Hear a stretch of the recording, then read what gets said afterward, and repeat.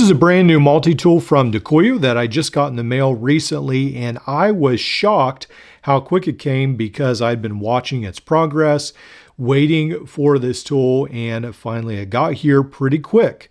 Now, this tool right here, I know will split the multi-tool EDC community. Some of you will love this idea, some of you will hate this, so let's carefully unpack this multi-tool and look at what it has to offer. Now, one of the first things I wanted to mention is that this is not a counterfeit of the Leatherman Arc. A counterfeit claims to be the same thing. This does not.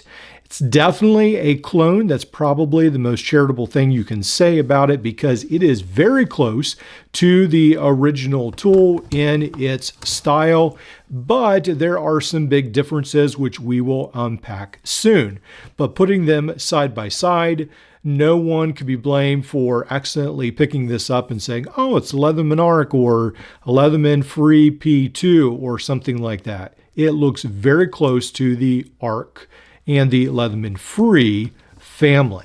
This does have a hammer end on the end right here, and then you have all outside opening tools.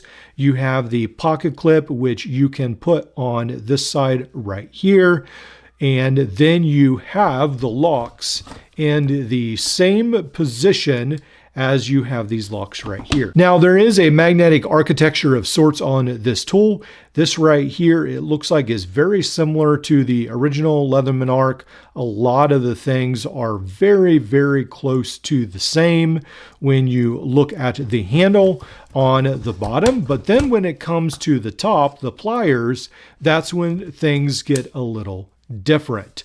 So it has that same snap, just like the Leatherman Arc when the handles close. There are a couple key differences in the plier head of the Dakoyu fan exclusive version. This one right here, you can definitely see that the machining doesn't look near as smooth on the sides over here as the Leatherman Arc does.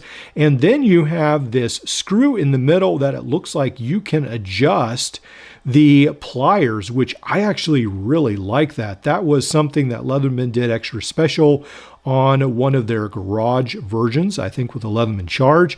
And I think that's pretty cool that it almost looks like you can take these apart to clean it. Now, the mechanism of the pliers, I think, is significantly different. And also down here at the crimpers, these will be significantly different as well. You can see there's a notch there, and then there's these two sides where they fit in right there, and this right here is different. So now with the Leatherman Arc, you close this, and then it snaps into place.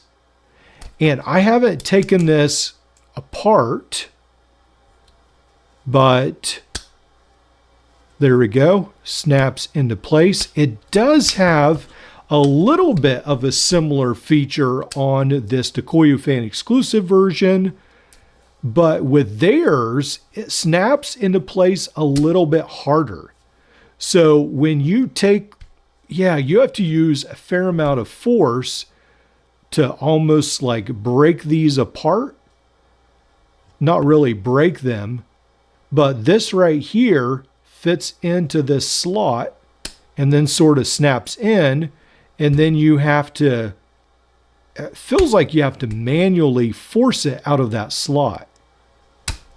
So I do think the architecture is different on these, and I think the gentleman from Dakoyu did mention that it is partly magnetic but not completely. And I think what that was to partially navigate through patent issues, perhaps. But it does look like they have taken a little different approach with this screw, with the crimper design, and with the way the pliers operate. They are not near as smooth as the Leatherman Arc. So the Leatherman Arc, you could flip this open one-handed, where I do not think you can necessarily do that with the fan exclusive from Dakoyu. I don't think this will be a one-handed tool. You need two hands to open and close the pliers. That is a big difference from the Leatherman Arc. Now, as we talk about the outside tools, we've got a lot of positives, but then we do have one big negative. So I want to cover that as well. And the outside tools will be a lot more reminiscent of the Leatherman P4, but there is one tool that is a lot more similar to the Arc, and that is the knife. So the knife will be MagnaCut, and I think this is a good time to talk about the price. So the fan exclusive, I believe, is now $84 on Dakoyu North, or $85 on Dakoyu's North American website, and it comes in this silver, and then they also talk about a black version. I did not realize that was even an option, but they claim you can get silver or black for $85. And at first glance, that seems like a really good price, but you're not getting the Leatherman Arc. So that is something to take into account. And one of those things you're not getting is you're not getting the MagnaCut blade. That's not a huge issue for me, as I don't necessarily want MagnaCut, but this right here comes in D2. It does look similar to the Leatherman Arc's blade, and that is where some of the similarities stop to the Leatherman Arc, because it really has a tool set, at least on this side, very similar to the Free P4. So with the Free P4 on this side, there is the knife that comes with the P4, and then there is this tool, the flat screwdriver, and the scissors. Now, they've switched the scissors to the other side. There is the set of scissors, but there is a very similar tool right here to this one. So both of these are like your scraper pry tool right there on the edge. And then Dakoyu has this Phillips, where the Leatherman P4 had this Phillips right here. And then on this side, there is the serrated blade, and then the scissors are on the opposite side. So let's go ahead and talk about that. So this right here fits in and it locks no problem. The knife locks in very tightly, no issue at all. The serrated blade seems to be fairly nice, and it locks up really tight, works great. The Phillips screwdriver comes out and does not lock. Comes out and does not lock. I can press this back. No, it still doesn't lock. Now, when I open this up and hold the top, it's locked in place. So there has to be something with how this is such a large instrument, and I don't think it's catching right on this lock, because even there I could break it free. It probably won't be a huge issue, but it is a little bit disappointing to me that for $85 this Phillips driver doesn't lock. Now, with this Phillips screwdriver that doesn't really lock, the Leatherman adapter is too big. It sort of swims all over the place with that one. I did find a cheaper adapter, and this does fit to some extent on here. This is like the ones for some of those first, they were more like Leatherman curl clones, where they're only implements on one side. SuaPro and some of those, they came with an adapter, and this would work to some extent. It does wobble around a little bit, but you could potentially fit a 1/4-inch adapter on that. All right, so we'll close this up. And then on the other side is the saw.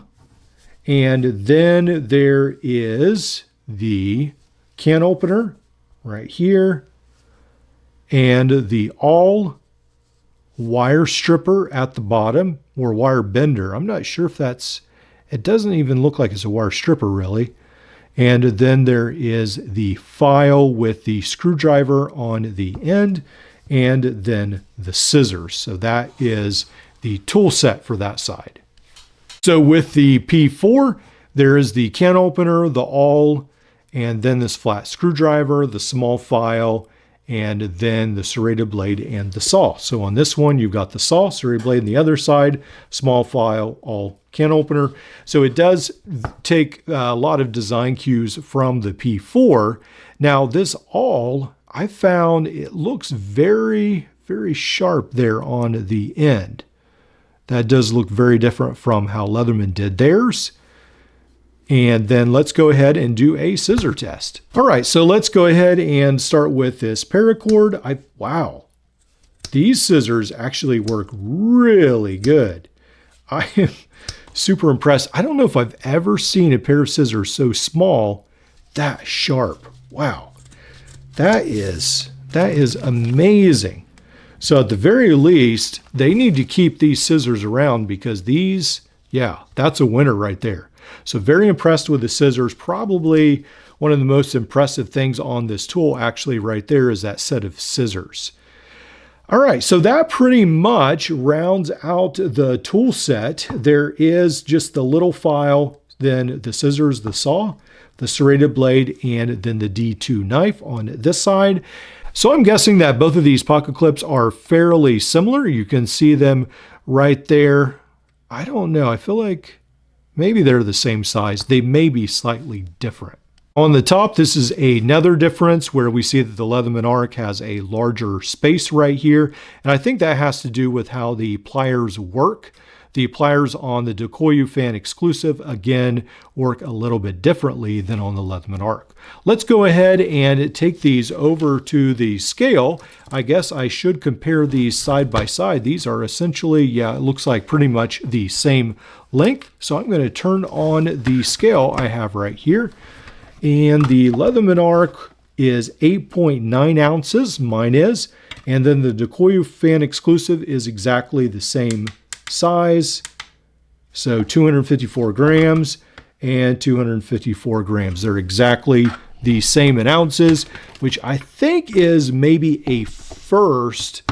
I don't know that I have ever seen a tool the same weight as the Leatherman equivalent from overseas. When this came in the mail, it did not have any leather pouch. It just had, this is more of a copy of the SOG pouch, which while I like it, the Velcro pouch right here, the Molly pouch, I think it's pretty nice.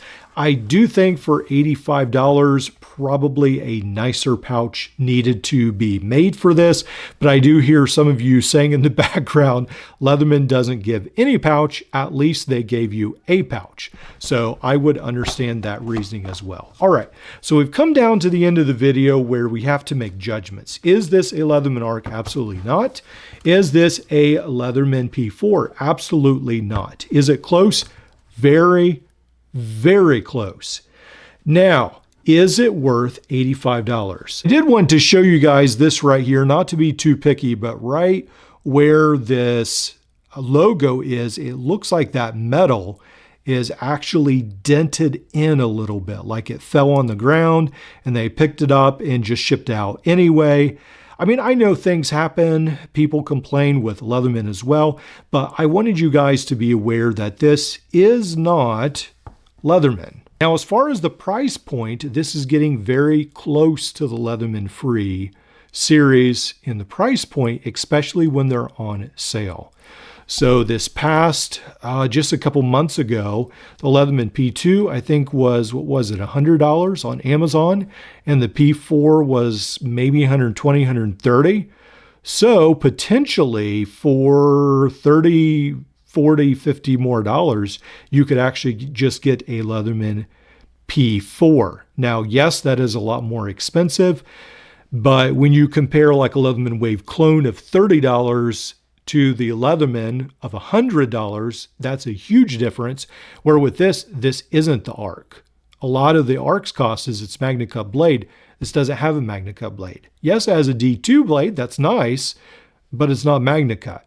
So I'm not sure if people are going to see the same amount of value that they are with some of the other Wave clones.